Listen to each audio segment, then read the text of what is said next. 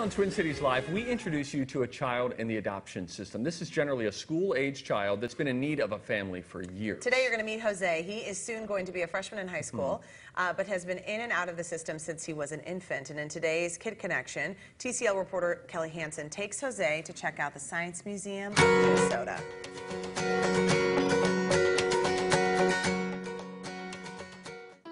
14-year-old Jose is a curious teenager, quiet, but here at the Science Museum of Minnesota, Jose was ready to learn. Jose and I have worked together for just over 2 years. Jose's adoption recruiter, Amy Fogel, says this young man needs a family to embrace, and one that'll embrace him. You know, he wants to be involved in sports, he wants to be active in the community, he likes to do those things, but he also is okay sitting at home and reading a book or building with Legos or playing with action figures and those types of things.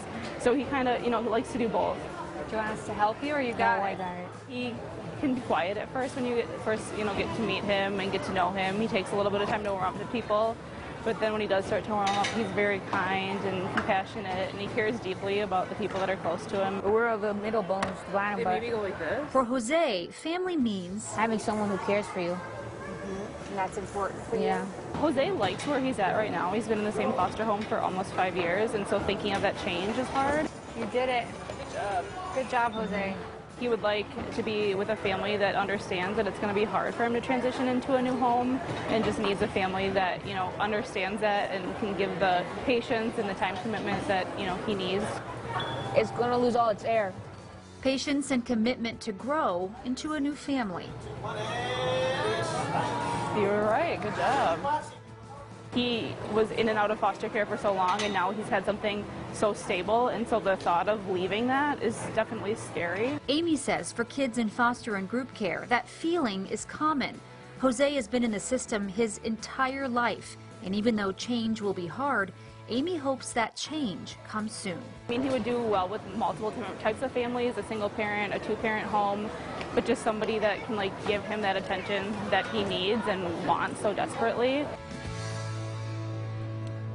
So Kelly is here, and she has an update on the number of kids who we featured on the show who have actually been placed with families, because you've really featured a wide variety of children who have come from very different backgrounds, very different ages, and kids that are looking for different things out of a family. Right, exactly. A lot of them just tell me they want a mom and a dad, a mom and a mom, a dad and a dad. It usually does not matter what it is. They just want a home that's going to be their forever home. Yeah, they want family. They want family. Yeah. And they know that it's important at 15, 16, 17, even 18-year-olds I've interviewed that have said, I get it. I get how important it is to have somebody help me with my taxes, help me with my flat tire. Those things that we take for granted as we get older, these kids just really, really want. So as of this summer, we have helped place, match, and finalize adoptions for 30 kids, which sounds so great. And we're hopeful that number will just grow throughout 2018. But placed means they've been living with a family, a new family.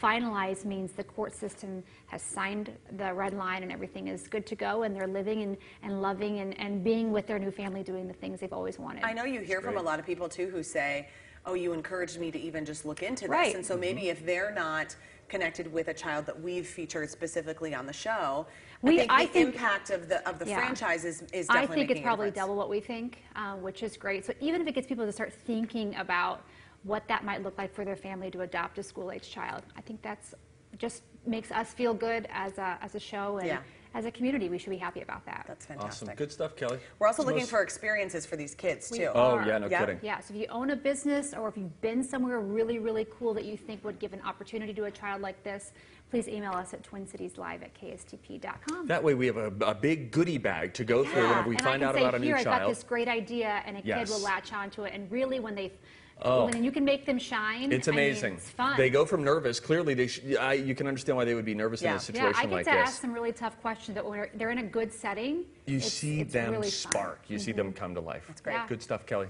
Thanks. Good to be with you. And by the way, big thanks to the Science Museum of Minnesota for giving Jose a day of fun. See, they were in the grab bag. They totally were. Okay, an animal.